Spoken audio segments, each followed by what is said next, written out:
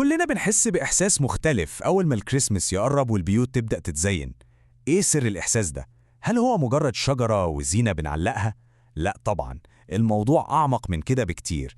في الشرح ده هنكتشف سوا إزاي التصميم الداخلي بيقدر يحول أي مكان عادي جدا لمسرح احتفال حقيقي، مكان كله حياة وذكريات ودفء. الجملة دي فعلا بتلخص القصة كلها، إن الموضوع مش احتفال وبس، دي حالة كاملة بنعيشها، حالة بصرية ونفسية. يعني احنا مش بس بنعلق زينة، لا، احنا بنغير إحساسنا بالمكان نفسه وبنغير علاقتنا بيه. طيب عشان نبني المشهد الاحتفالي ده صح، لازم نبتدي من الأساس. يعني قبل حتى ما نفكر في لون أو أي قطع ديكور، محتاجين نسأل سؤال مهم قوي: إيه هي أصلا الفلسفة وراء أجواء الأعياد دي؟ يعني إيه اللي احنا عايزين نحس بيه في الآخر؟ المفهوم الأساسي هنا هو فكرة التحول الموسمي للمكان.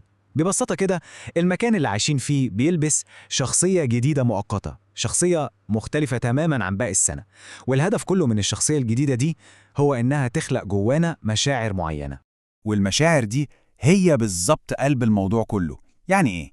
يعني إحساس بالدفء، إضاءة هادية كده ومريحة للعين، ألوان بتدي بهجة، والرموز اللي كلنا تربينا عليها وبنحبها. لما كل دول بيتجمعوا مع بعض في مكان واحد، بيخلقوا جو يحسسنا بالراحة والأمان والسعادة. ويمكن الأهم من كل ده، إنه بيقوي الروابط بين الناس اللي موجودة في المكان ده. تمام، كده فهمنا الأساس. خلونا بقى نبدأ بأول وأهم طبقة في اللوحة الفنية بتاعتنا دي.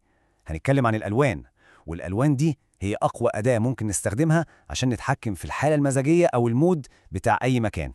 بص بقى على سيكولوجية الألوان دي، الموضوع ممتع جدا. كل لون من دول وراه قصة ومعنى نفسي. يعني اللون الأحمر ده كله دفء وحب وطاقة، الأخضر طبعا بياخدنا للطبيعة والسلام والخير، الذهبي معروف ده لون الفخامة والاحتفال، أما الفضي فبيدي إحساس شتوي أكتر والشيك، والأبيض طبعا لون النقاء والتلج. الميكس بتاع الألوان دي مع بعض هو اللي بيعمل الحالة اللي بنتكلم عليها. خلصنا الألوان، نيجي بقى لقلب البيت في الفترة دي، بطل المشهد كله، العنصر اللي كل حاجة تانية بتلف حواليه. أكيد بنتكلم عن شجرة الكريسماس. طريقة تزيين الشجرة دي مش عشوائية، دي بتعكس روح المكان كله، وممكن نقسمهم لاتجاهين كبار. الأول هو الستايل الكلاسيكي، الشجرة الكبيرة المليانة زينة تقليدية والألوان الصريحة زي الأحمر والذهبي.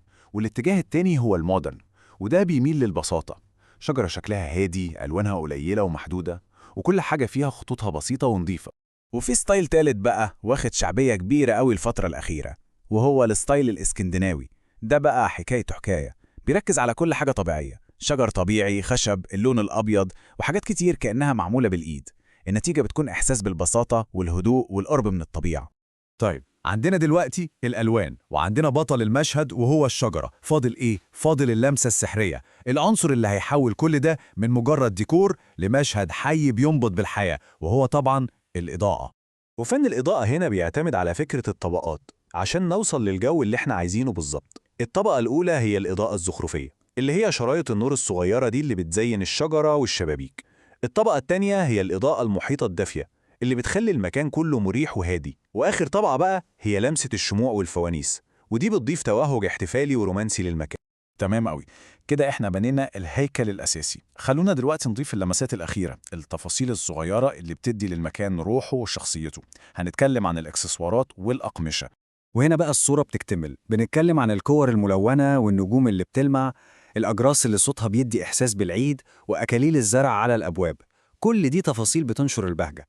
ونيجي بقى للأقمشة اللي بتفرق قوي في الإحساس، المخدات اللي بتشجع على الاسترخاء، البطاطين الصوف التقيلة، مفارش الترابيزات الاحتفالية. كل دي حاجات بتزود الإحساس بالدفء والحميمية في المكان بشكل مش طبيعي. طيب، سؤال مهم، هل كل اللي قلناه ده بيتطبق بنفس الطريقة في أي مكان؟ يعني هل تصميم بيت زي تصميم محل تجاري؟ أكيد لأ. طب إيه الحرق؟ الفرق كله في الهدف من التصميم. في البيوت الهدف هو الراحة والدفء، فالديكور بيبقى شخصي أكتر، هادي وحميمي. إنما في المحلات التجارية الهدف مختلف تماماً، جذب الانتباه عشان البيع يزيد، فهنلاقي الألوان صاخبة والإضاءة درامية.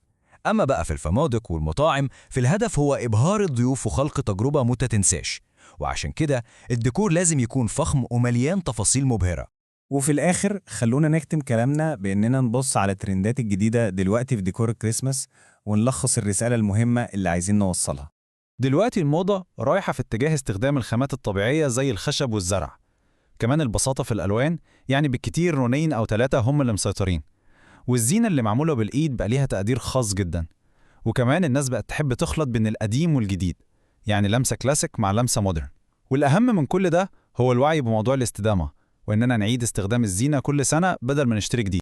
ودي يمكن أهم نصيحة في الموضوع كله. أحسن تصميم هو اللي بيعرف يضيف روح العيد وبهجته على المكان من غير ما يلغي شخصيته الأصلية. يعني الديكور الجديد يكمل القديم مش يغطي عليه. الفكرة كلها في التناغم والتكامل.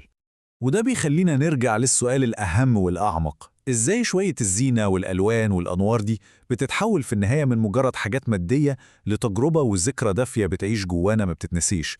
إزاي التصميم ده بيقدر يخلق شعور أقوى من أي شيء مادي، شعور بيفضل معانا حتى بعد ما الأضواء بتطفي والزينة بتتشال بكتير؟